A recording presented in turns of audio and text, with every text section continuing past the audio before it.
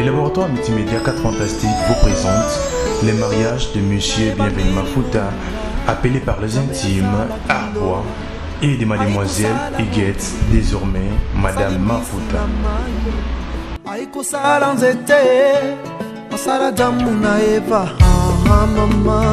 C'était en ce moment, Libala et Bandaki ne déniaient. Ah maman, c'était en ce moment, Libala et Bandaki ne déniaient. Absolument, c'est à partir du savant Eddie Malou qui a préféré d'avoir cet attrait en connivence sur le plan des télécommunications. J'apprends que monsieur Mafuta Arbois s'est marié avec Madame Huguette vers la commune de Massina.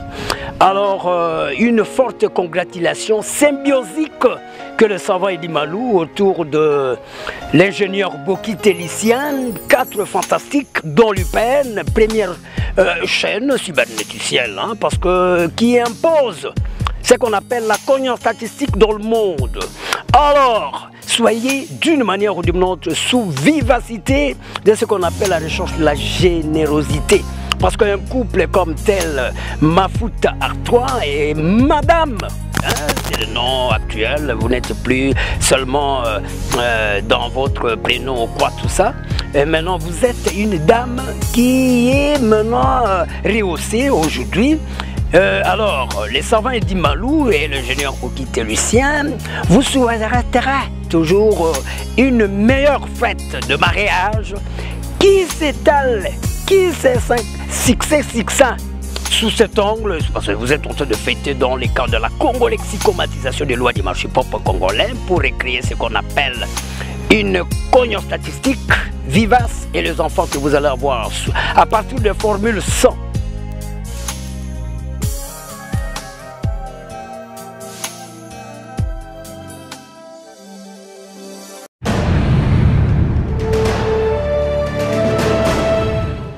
Mais pour vous les Yoana Keba, Sodité, comme ça, la camarade, moi, c'est Bibalé. Moi, c'est un Ndumba. Moi, c'est comme une andam dans la zone Luba. Alors, nous avons un Dibala de Luba Yango. Oh, il Dibala. Ça, il y a un Ndumba Dibala Yanni. Oui, Dibala Yanni. Madame Zanaga Ndumba. Ça veut dire, mais les gars, à Okiko Alibala. Amen. C'est la vérité. Amen. Amen. Vous amenez en enfer. Si aujourd'hui tu deviens polygame, je donne un exemple simple. Dès que ma foute n'a eu guette, Baboti Barami Bali. À quel vous avez moi si mon souci? Pour ceux qui m'ont bali, à moi si à ma camp, à Kobuti Gaye, Soba Botite. Soba Boti moi na Moko, soit dans ma case à Kobuti Gaye, mais Soba Bakumi Balé Messab, Kotika moi si wana. À cette femme-là, à cause des enfants, si on voit ça là, ni. Fais attention. Tout ça la Keba. Suivons les conseils de Dieu. Suivons les avertissements de Dieu, mon frère. Oh ma soeur, une femme mariée, divorce n'existe plus.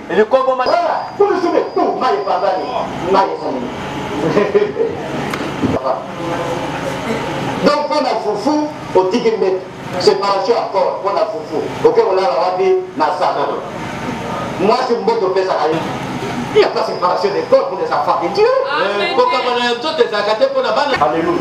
Amen. Et venons des chrétiens. Donc on va Christ, nous me faire passer.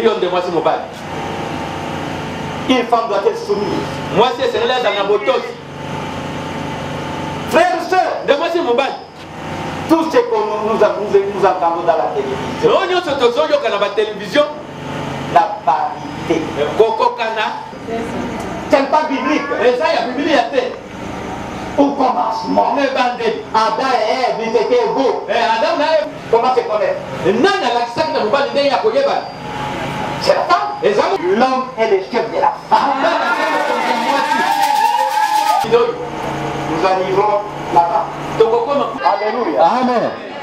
Oui, ma soeur. Hiyo ndio mwasi. Oui, ma soeur. Hiyo ndio mwasi. Kebana baseme. Alléluia. Amen. Amen. Igete. Kebana baseme. Baseme batondaka. Te. Ata opeki ba ngombe mobimba. Na mitopo, na mutu. Bale esili balobi kotondi te. Surtout ya basi. Baseme ya basi. Akuma na ndako elonga liboso ape kofungola frigo. Frigo na yo. Afungoli frigo, azipe. Ndonga ndeko na ngai.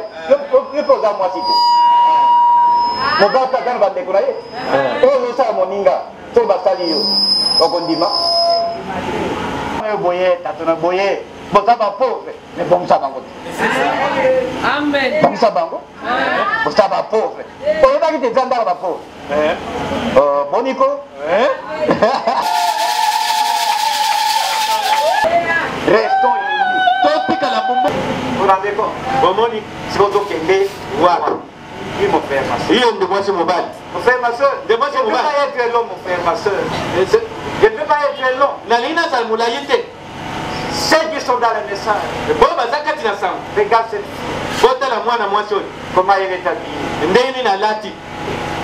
Ce que nous faisons aujourd'hui, Oyo tozosala lelo ça typifie. ezotalisa À la fin de la Odyssée, na suka ya Laodikia, à la fin de la na Odyssée, suka ya Laodikia, l'épouse, mwasi alibala. l'église épouse, Église mwasi alibala. s'habillera comme cette fille. Akolata lokola mwasi oyo. Et son mari, Pe mobali na ye. c'est le Seigneur Jésus. Ezali nkolo Yesu Kristo. La Bible nous dit, Bible elobi na biso. la trompette sonnera. Kelelo ekoyula. Et quand la trompette sonnera, Ntango kelelo ekoyula. les morts en Christ Bakufi na Kristo. seront premiers. Bakosala liboso. Et les vivants Baoyo bazali seront transformés. bakobongwana. Et les morts qui sont ressuscités Pe bakufi oyo et baseki. les vivants Na baoyo bazala bomoyo. seront une équipe. Pe bakosangana. Réjouis le Seigneur dans les airs. Et c'est biblique. Eza Biblia. Et dans les airs, Esika yo obondela. tu es là seulement Oza wana pour kaka. la prospérité. Epona kofuluka. Ça restera. Okotikala. Si tu es là seulement Oza wana pour kaka. aller en voyage Po etokende na en mobeko. Europe, Na poto. écotika. Ekotikala. Si tu es là Soki oza wana. pour avoir le travail, Po etozwa mosala. écotika. Ekotikala. Tukutaki musala, tukutaki mabala, tukutaki nyonso. Mais le temps que nous vivons, Kasi ntango tozobika. nous sommes à la fin de la Odyssée. Tokomi na suka ya Laodikia. Tant, Wuta na. mon frère, ma Na soeur, mwasi na mobali. je te dis pas de venir chez moi. Nayebisi yo pe oya mpa na nga. Regardez, je te t'appelle. Esengeli nzambe abenga yo. Regardez, donc on veut ça l'estomac. Mais je te dis ceci, Nayebisi yo boye. il y a un seul baptême biblique. Ezaka libasi moko ya Biblia. Il n'y en a pas deux. Eza mibale te. Si jusqu'à ce soir, Siko kino tu na as été kombo. baptisé au nom du Père, Fils et Obatisama Saint-Esprit, kina kombo ya tata mwana mulimu tu sana. es païen. Oza mupagani. Viens me voir, je vais te montrer les Écritures. Ya kombo na ngai na kotalisa yo Tu makomi. es païen. Oza mupagani. Il y a un seul baptême. Ezaka na libasi moko. C'est au nom du Seigneur Jésus. Eza te na kombo ya Yesu. Le baptême que Dieu m'a donné, Libasi yo pete na pesa. on a posé la question à Pierre. Batunaki mutuni na Qu'est-ce pesa. que nous avons fait? Tokosala nini bandeko Pierre mibali. a dit, Petro alobi. répentez-vous. Bobomola mitema. C'est ça la doctrine de Dieu. Yango nde La malaka. repentance, Kobomola motema. la confession, Kotubela. le faire le vœu. Kozelaka Na nzambe. kosala lisusu te. Amen. Et après la repentance, Sima kotubomola motema. toi-même tu demandes le baptême. Yo bokoseka libati. On ne donne jamais le baptême à un petit enfant. Bapesaka libati na mwana Ce n'est mokete. pas biblique. Eza ya Biblia te. Cet enfant n'a pas fait le péché. Mwana wana asali masumu te. Oh, tu ne peux pas confesser le péché d'Adam. okokotubila lisumu ya adamu Tu te. n'es pas Adam. Oza adamu C'est ton te. problème. Eza likambo na Il y yo. a tes péchés. Il y a tes problèmes. Na makambo na yo. Tu dois confesser tes péchés. Ezali otubila Et masumu tu na yo. demandes le baptême. C'est pas biblique. C'est tout le corps qui paie. C'est tous les membres qui paient.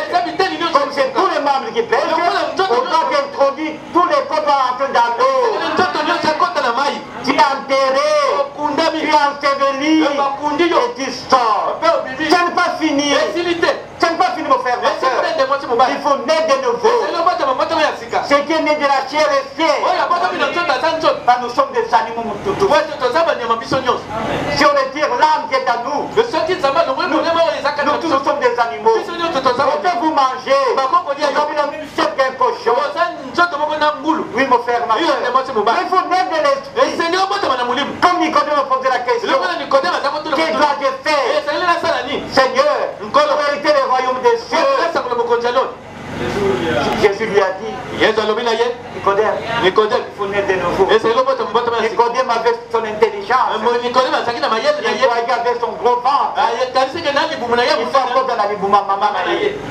Il lui dit non. Il faut naître d'eau d'esprit. Si tu n'es pas né d'eau d'esprit, mon frère, ma soeur, c'est les conseils de Dieu. Si tu n'es pas né d'eau d'esprit, tu ne comprendras jamais le royaume des cieux. Tu ne comprendras jamais. Il y a ceux qui préparent les ciels. Oui. Regarde ta vie. Une femme mariée avec une multitude des hommes. Donc, chacun doit savoir.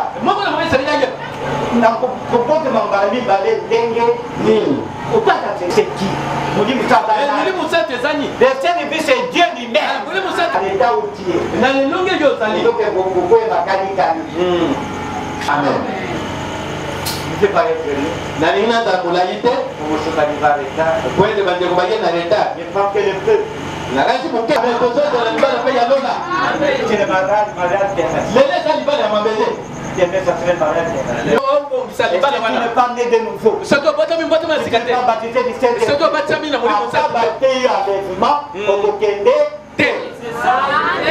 Alléluia. Amen. Que le Seigneur nous aide.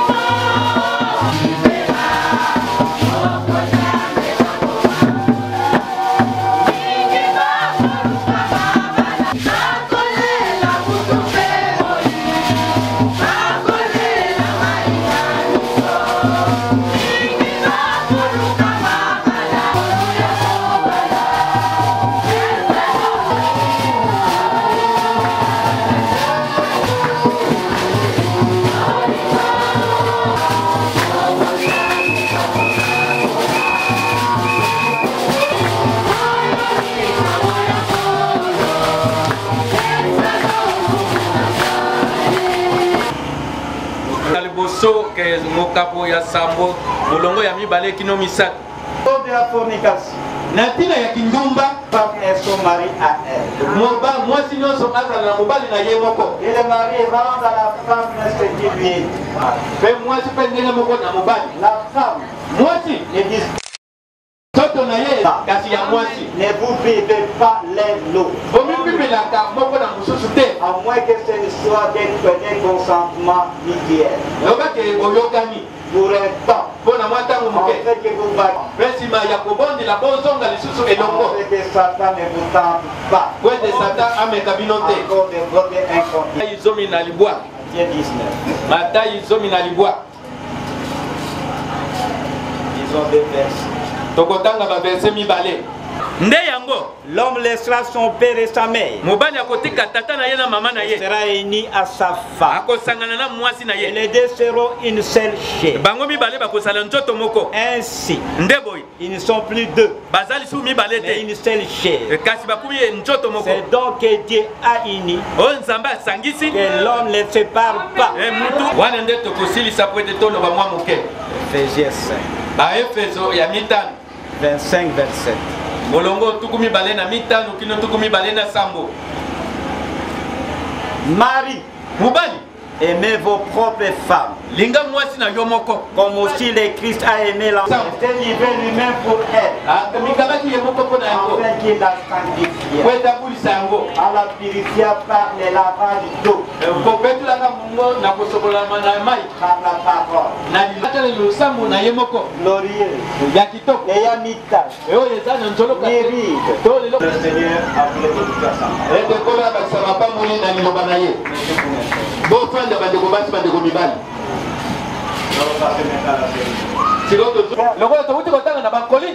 La femme ne peut pas priver à son mari. Le mari ne peut pas priver à sa femme. Sinon ça devient un péché.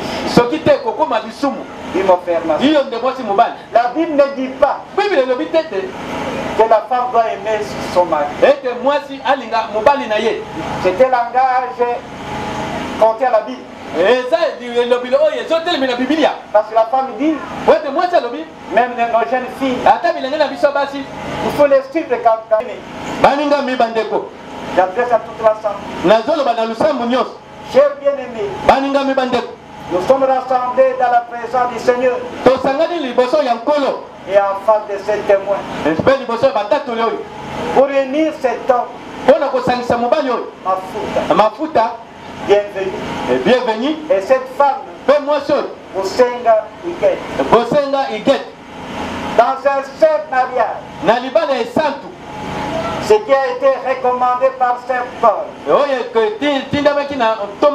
comme étant quelque chose d'honorable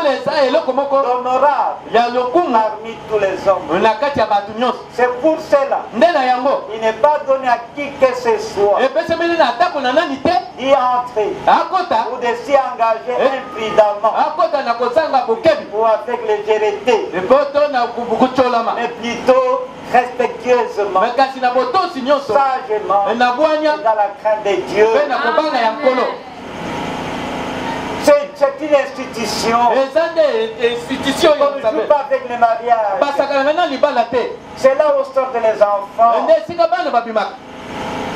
Il faut entrer respectueusement avec la crainte de Dieu. Mes frères et sœurs, je pose la question à l'Assemblée.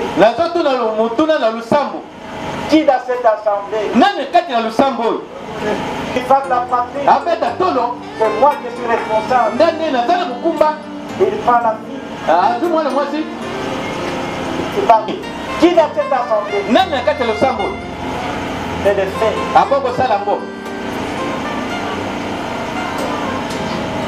Moi si yalibala ya mobali oyo. Non, yo komi para. Mwana. Igeti sombo igeti.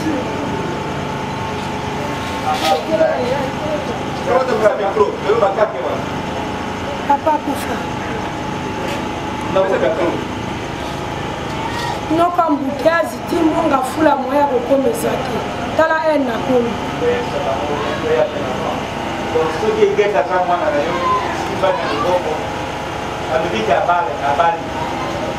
Ema yesika mobali koso abali na sibole. Ni pas mobile là.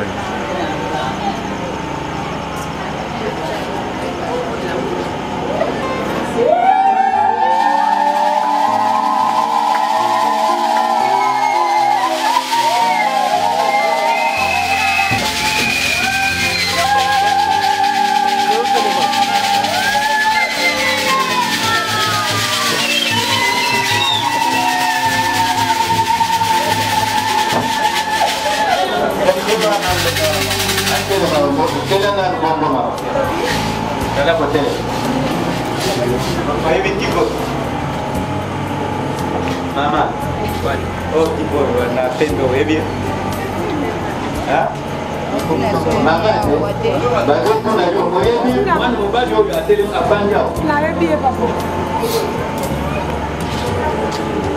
Oyebi mwana mobali yo afanja. Oyebi yende nini? Na webi aga mobali ya mwana. Est-ce que après ça d'autres? apesi biloko nyonso atikali ata na bongo.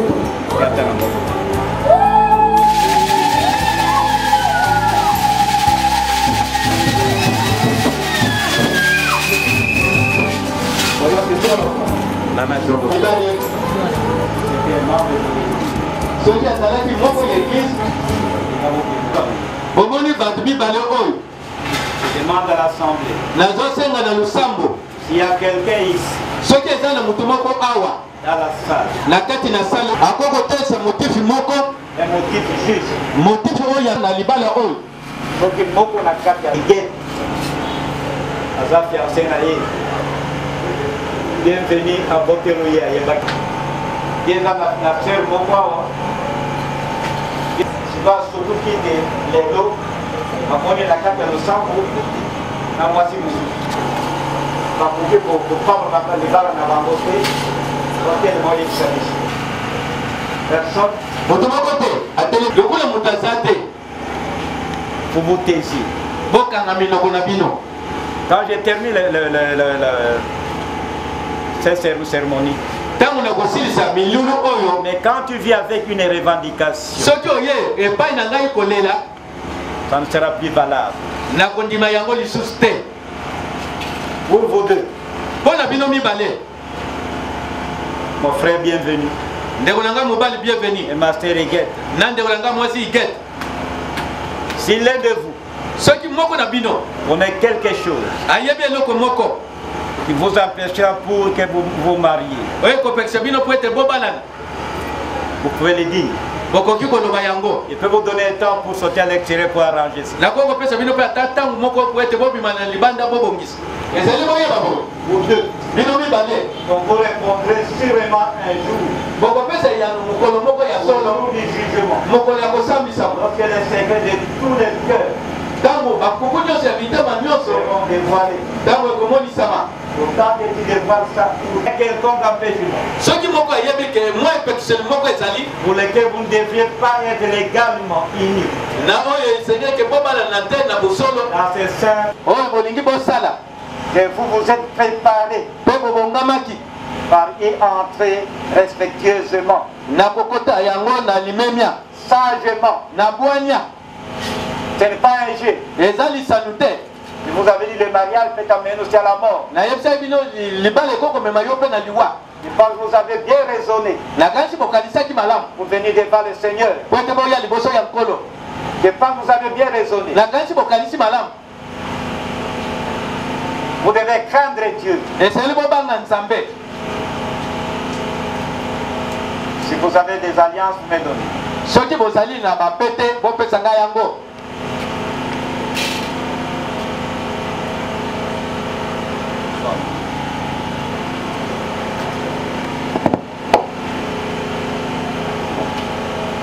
Maintenant, vous mettez de vous montez ici.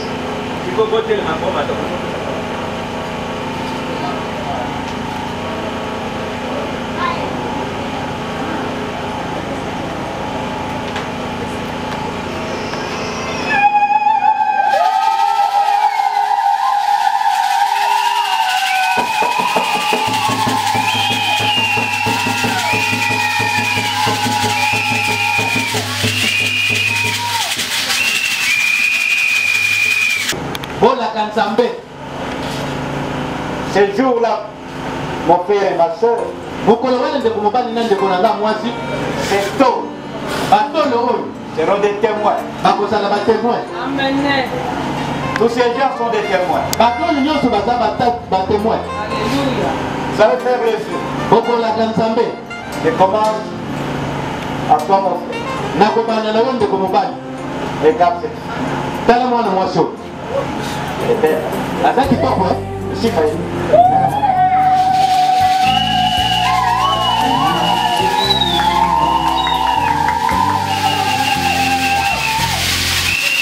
Vous devez accepter cette femme. Iguette. ici présente, votre épouse légitime, vivre ensemble dans cette sainte vie conjugale,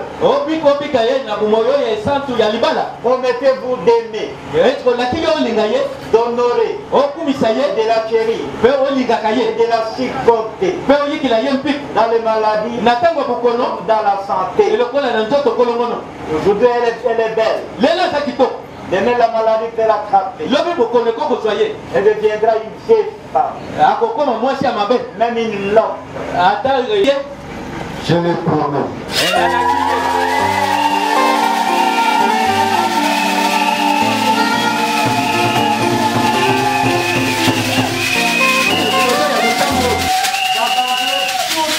Toutes les autres femmes que tu vivais avec eux, tu le promets? Oui, je le promets. Master Iguet, aujourd'hui, bienvenue à ta bonne santé. Demain, la maladie peut l'attraper. Aujourd'hui, il travaille. Il fait qu'il s'assambandaka. Un jour, cela peut devenir impossible. Il va manquer l'argent pour te nourrir, pour nourrir les enfants, pour faire les études des enfants, mais pour payer les loyers. Vous devez accepter cette donne qu'on appelle bienvenue. Comme votre mari légitime. Pour vivre ensemble dans cette sainte condition de mari. Promettez-vous d'aimer, de l'honorer et de chérir, de les supporter dans les maladies, comme dans la santé, dans la richesse, comme dans la pauvreté. Promettez-vous? Eh oui,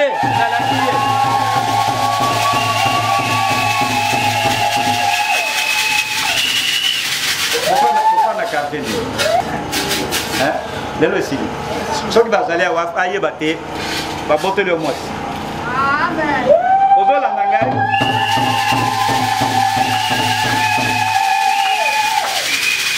Promettez-vous d'abandonner tous les autres et de vous attacher uniquement à lui.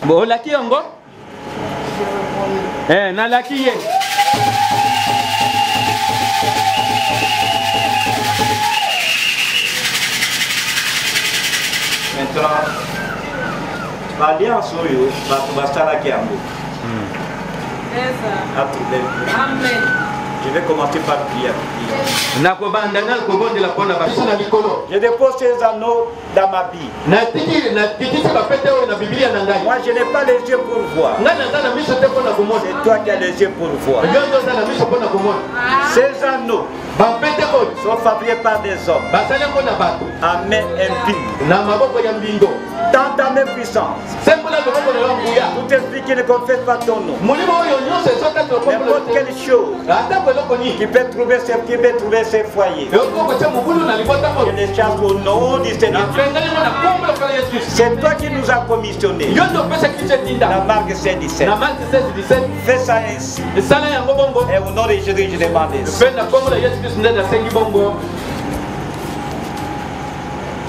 Chérie, je promets de t'aimer.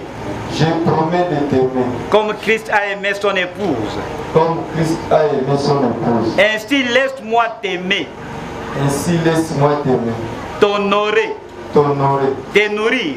Te nourrir. Et te chérir. Te chérir. Je me donne moi-même. Je me donne moi-même. Pour toi. Pour toi. Aussi longtemps que nous serons unis ensemble. Aussi longtemps que nous serons unis ensemble.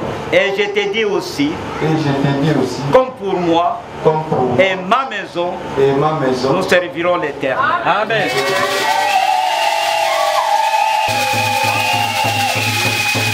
Zongela maloba. Mon Seigneur. Nkolo nangai. Je laisse ma main dans tes mains. Natiki maboko nanga na maboko na yo. Pour être à côté de toi. Pour être nazala pembeni na yo. Aussi longtemps que la grâce de Dieu nous gardera. Encore sur cette terre, je me soumettrai à toi et te chérirai. Où tu iras, j'irai.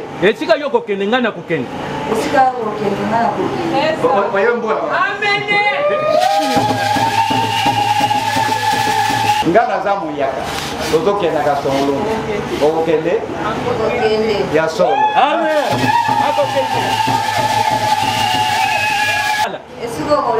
Je logerai. Ton peuple sera mon peuple. Et ton Dieu sera mon Dieu.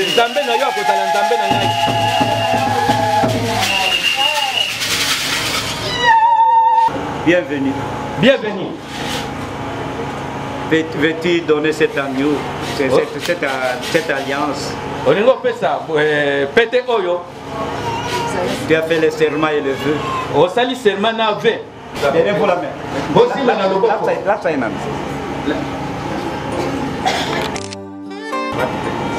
La main gauche.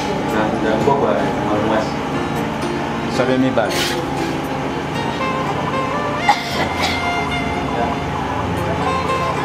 Tiens.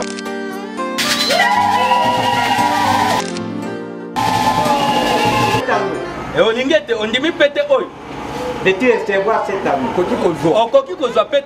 comme signe de l'alliance, que tu gardas le serment et le vœu fait à ton époux.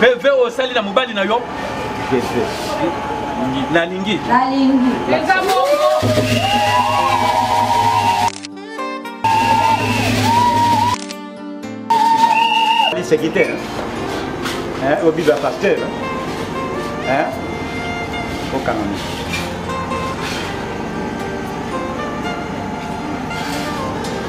Dieu tout-puissant, le grand créateur de toutes choses, l'auteur de la vie éternelle, créateur de tous les dons merveilleux, car il t'a plu de un homme céleste. Nous sommes femmes.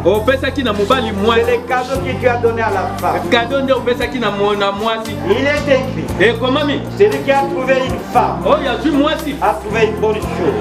Et comme nous nous tenons ici cet après-midi, après des milliers d'années, nos pensées sont ramenées au temps où la première cérémonie fut accomplie.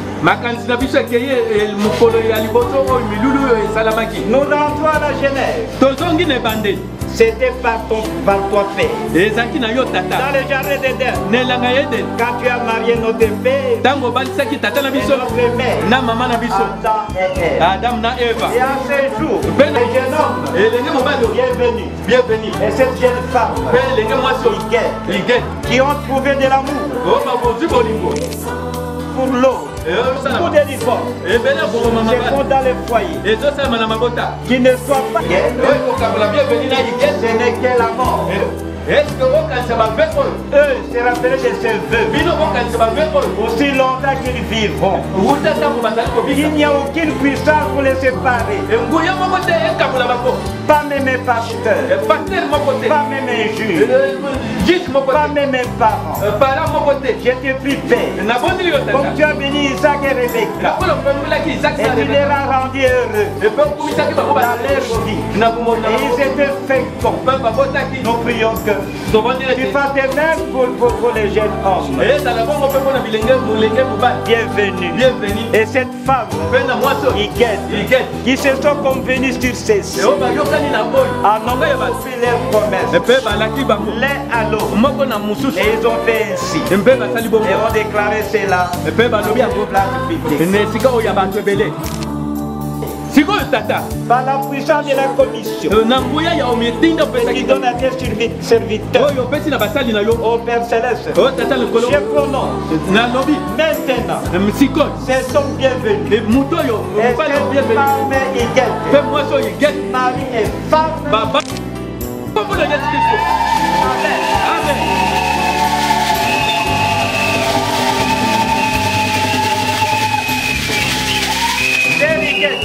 Amen. Avec consenti ensemble pour un saint mariage et avez engagé votre foi l'un l'autre dans la puissance de Dieu et de cette congrégation. Et à ton nom et recevoir destinée de l'alliance. Maintenant, dans le nom du Seigneur Jésus, je vous déclare officiellement cet homme et cette femme mariés.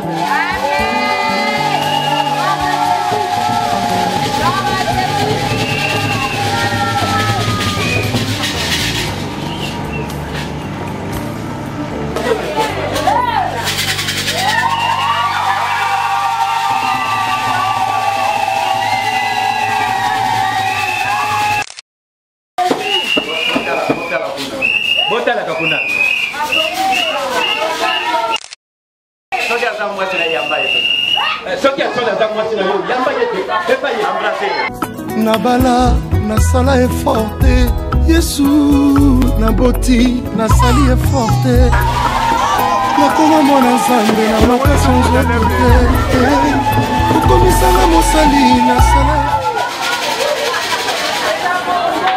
Mes frères et sœurs, nous avons terminé notre Iguette.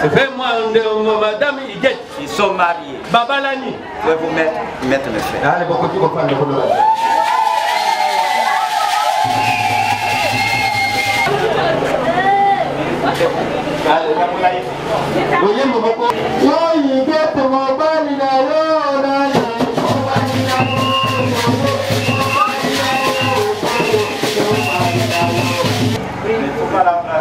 On peut pas y être. C'est la femme d'autrui.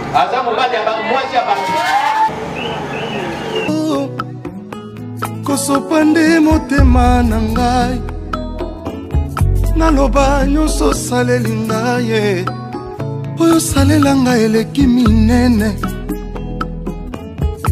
na yo Yesu ye kosopande motema oyanga engai nazwi mpe lisolo akobeta ya kobetela baninga na ngai naloba nyonso saleli ngai oyo salela ngai eleki minene yawe nga moto bazalaka obenganga Salomo opikola ngai na salon okotisanga na chambre olandi ngai na chambre okutinga na etoko ozwinga na etoko omatisinga na mbeto olandi ngai na mbeto opesinga pongi osoki wana te olandi ngai tina pongi bacauchemar baatake ya butu tu ya ganye bandoto nanga ekoma nde barema yawe ozwanga mosika na ngolu na yo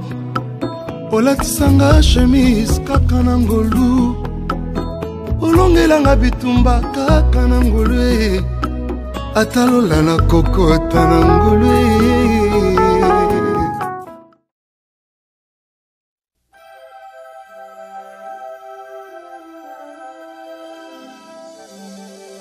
Non, le couple Arbois et Madame Iguette, soyez d'une manière ou d'une autre remerciés et Dieu qui vous accompagne autour de la conglomération familiale, ethnique, trouve des sincères félicitations et je ne pense pas que ça puisse créer caucase dans cette relation qui avait peut-être plus de l'élan et vous êtes bien donné la peine de promesse, vous y êtes parvenu, la sociométrie, la sociologie, la géologie parce que là vous allez vivre à Massina, je pense que la vivacité serait appliquée pour que les enfants que Dieu vous donnerait puissent être des génies.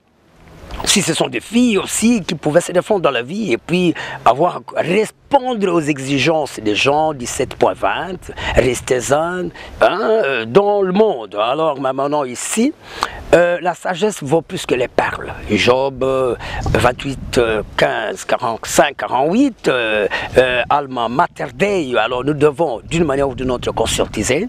Les gens qui vont venir, je sais que vous avez pris un sens d'inviter